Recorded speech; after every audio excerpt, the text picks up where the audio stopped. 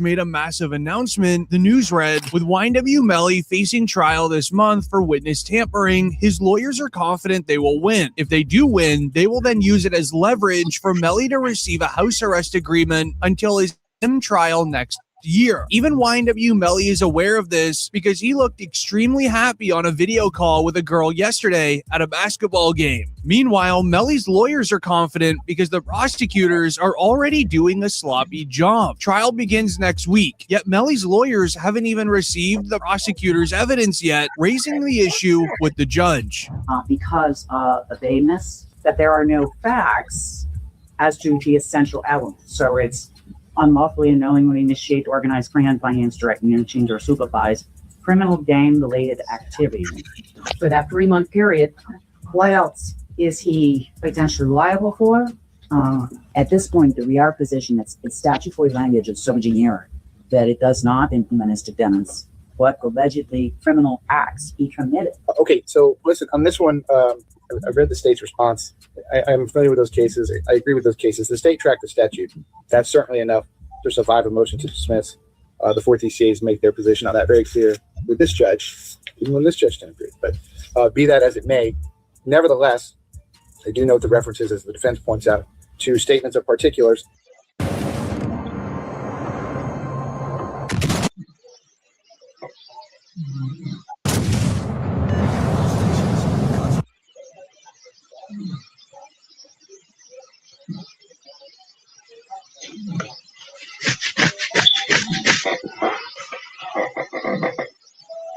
Based on that, I am going to grant it. The judge would tell the state they need to give all the evidence to Melly's lawyers, so they granted the request. In case you didn't know, in a criminal trial, the prosecutors share within the court system all the evidence they have. That way, the defense can make a defense to all the evidence before heading into trial, yet they haven't shared anything, making many wonder, why is the trial even going to start? However, the prosecutors are claiming they have strong enough evidence to sentence Melly to life in prison.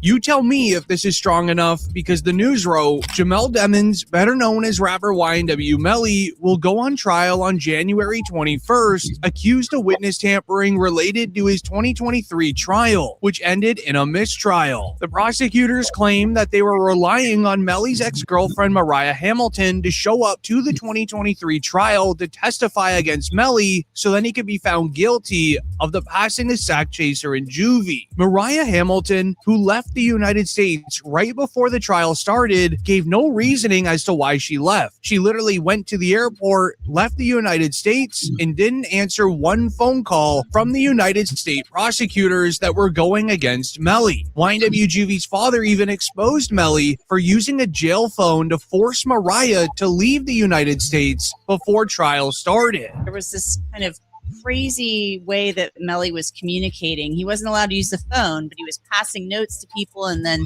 this person's calling this person, and then that person. And like to me, they're going through extreme measures, trying to cover up or convince people not to testify, like Mariah mom. They was using code words like Rihanna and A$AP Rocky's baby mom. And with her being out of the United States for a few years, she really missed her family and wanted to return home. However, once returning home and waiting for her luggage bag at the airport, she would be quickly swarmed by police and arrested in front of everyone. Mariah Hamilton is spending her first day at the Broward County Jail. She has no arrest record until now. U.S. Border Patrol agents arrested her at Miami International Airport Monday after she arrived on an international flight. Court records show Hamilton was ordered to testify in Demons' first trial in 2023. It's noted in the evidence files that Mariah knows exactly what happened to Sack Chaser and Juvie, because 15 minutes after the crime occurred, there is a phone call that YNW Melly had with Mariah for 3 minutes and 30 seconds. But due to this being a witness tampering case, whether or not Melly actually did the crime to sack Chaser and Juvie, it doesn't even matter, because now all the prosecutors need to do is make Mariah confirm that Melly forced her to leave the United States so she couldn't testify against him, and YNW Melly will be sentenced to life in prison. The state filing 6 new charges against Demmons and 2 others who were allegedly involved. The charges include tampering with a witness, directing the activities of a criminal, solicitation or conspiracy to commit tampering, and unlawful use of a two-way communication device.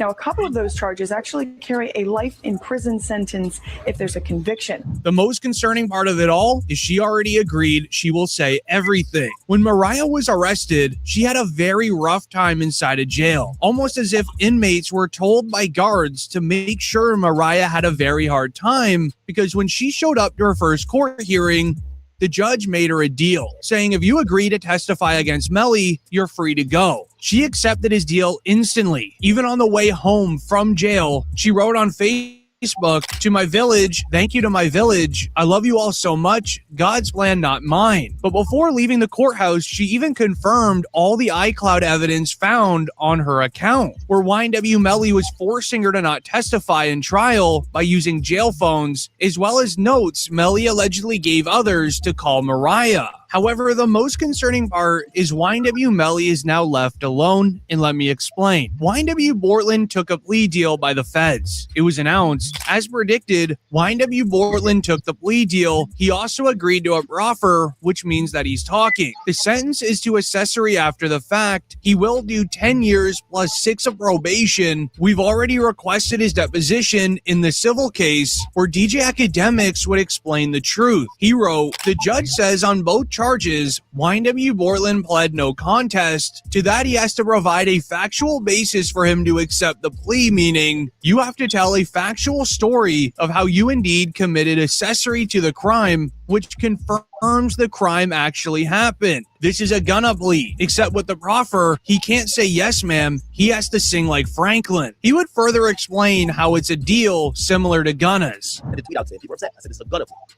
This is a gunna plea. This isn't a plea saying you have to tell or him, but this is a plea that you're going to have to provide all the details that they were missing to convict him. And that's why it's a gunna plea. Why do I say he signed a gunna plea? Because YNW Melly, and I watched the case, we covered it. YNW Melly's case is that, number one, you guys have not done a job to prove that this is actually but prove that this is a homicide with this person being the offender. Also, the accessory after the fact plea confirms that Bortland, that's kind of like almost like a sub part of a conspiracy, except you weren't with the conspiracy at first. You came in after the fact. What that proved is that they came in. What that proved is that Bortland worked with someone after he acknowledged that a took place in trying to cover it up. You hear what I just said?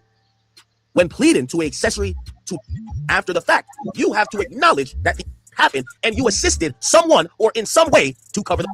Now, if Melly's statement is, how do we know? And then secondly, how do we know who did? Because they said it was a drive-by. But an easier way to understand what DJ Academics is saying is Bortland is required to tell how the crime went down from his own perspective in the car, regardless if he says Melly's name. When he tells police that Sack Chaser and Juvie passed away from a situation inside of the car, Melly will then be found guilty. He doesn't have to say his name, but he will have to confirm if it was a drive-by or not, which will throw Melly's defense out the window. All right, let's talk YNW Melly and YNW Bortland. He is now doing the triple Lindy. For those youngsters that don't know what the triple Lindy is, it is when you do several flips off a high dive, and he will be flipping. He is going to be tell-all about anything he knows about the double case, and they will know if he's telling the truth or telling a lie when he gives his full quote-unquote confession as to what happened that evening. And that's what happens. A lot of times where guys are in prison for 4 or 5 years awaiting trial and looking at a life sentence, and they're offered 10 years where they'll be home probably in another 3 years that he'll serve, he decides to flip and become a cheese eater. And that's what happens a lot of times on these cases. And I was expecting it to happen a lot sooner than it did. He held out for quite some time.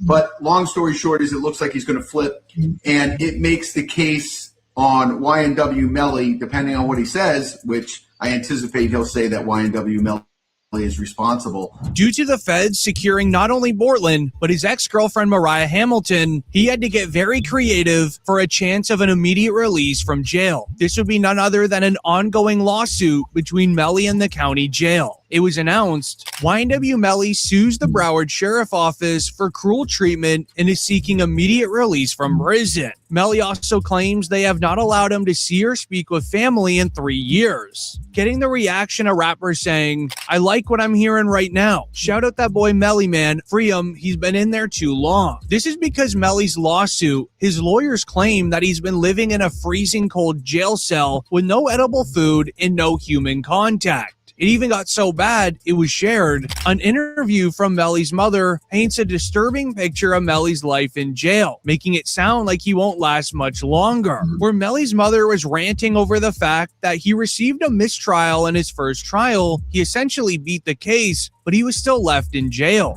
My son has not been convicted of anything, and even other inmates that have been convicted or anything, they have the right to use a telephone. They have a right to just to be allowed to write letters to their loved ones, to receive their mail. They hold his mail. They don't give it to him. Jamie King would even reveal that she's absolutely heartbroken for her son. She feels helpless because he's not even being treated like a human inside a jail. When you saw Melly's statement, just saying how he's been hurt, how he's scared for his life, as a mother, how did that make you feel? It's heartbreaking. It made me feel completely helpless. Broward Sheriff's Office definitely needs to be investigated. I mean, they are making up their own rules. We've tried to go to court about this situation. The judge really doesn't have any jurisdiction when it comes to the jail, because we actually had a hearing about the mistreatment of him, and the jail they make their own rules. And I don't think that's fair, because I know that they need to answer to someone too. This would get the attention of many in the media. Charleston White would react saying this is what YNW Melly should be living like. He shouldn't get special treatment because he's a famous rapper. But comment down below what you think. The YNW Melly.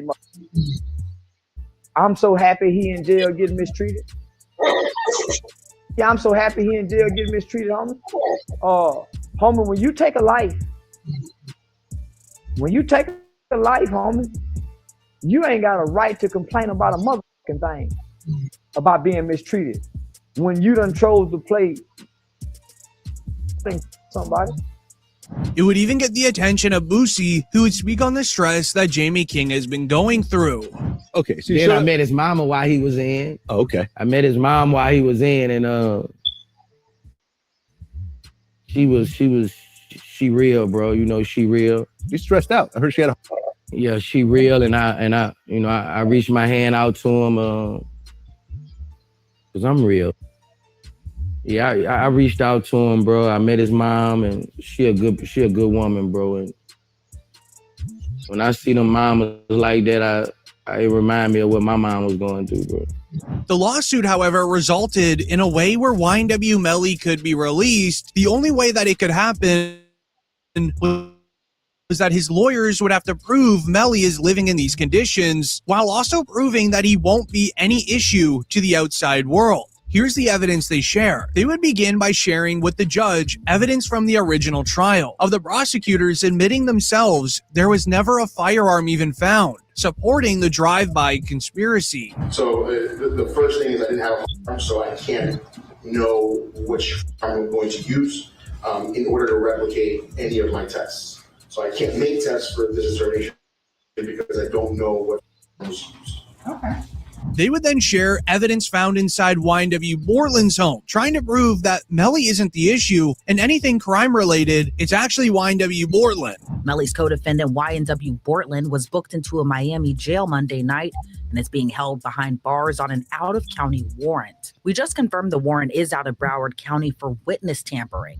The warrant obtained by Law and Crime Network states as follows. On or about April 10, 2023, continuing through and including July 22, 2023, Cortland Henry, aka Bortland, along with others, did unlawfully and knowingly engage in misleading conduct toward another person with the intent to cause or induce them to withhold testimony. The warrant continues. The alleged witness had been summoned by the legal process to the jury trial of Jamel Dimmons, aka YNW Melly. The dates in the warrant are important. Jury selection for Melly started in mid-April, and a judge declared a mistrial on July 22nd, the same day the warrant claims Bortland allegedly tampered with the witness. While also sharing the news of, here are the images of alleged notes discovered during the home raid of YNW Bortland's home last week, filed into the Broward clerks by the state. Alongside these photos of Bortland detailing where certain jurors were sitting, along with a description of what they looked like. Almost as if YNW Bortland was gonna slide on all the jurors as revenge for finding YNW Melly guilty in the original trial. But it was a mistrial, so he kind of threw it in a suitcase in his closet. To keep it real, this is sloppy. Bortland, how the fuck you gonna have a notebook of the jurors in your house? Holy shit. Like, come the fuck on. It's like doing a and having the surveillance tape in your DVD player or something like that. You know what I mean? Like, come on, bro. Like they raid your crib and the surveillance footage of the is in your DVD player. They're like, oh, okay, thank you, brother. This can't be at your crib. Which is when the prosecutors would do something very strange. Trying to prove that Melly is a part of a street team, they would show an old Facebook photo of YNW Melly with Young Thug, trying to claim that Melly is a part of the same red street team that Young Thug is. Same thing, the use of the slap term, 5-point star, snake. He's saying he's YSL, and he puts up his YNW for life hashtag on it with Mr. Demons has a big D hand sign displayed. Right, and see the individuals again. Assuming that's also Young Thug. That's also kind of known. Yes. Also important to your investigation, correct? Yes. Also publicly available for anyone to see and capture. But comment down below if you think that's enough to have YNW Melly released from jail.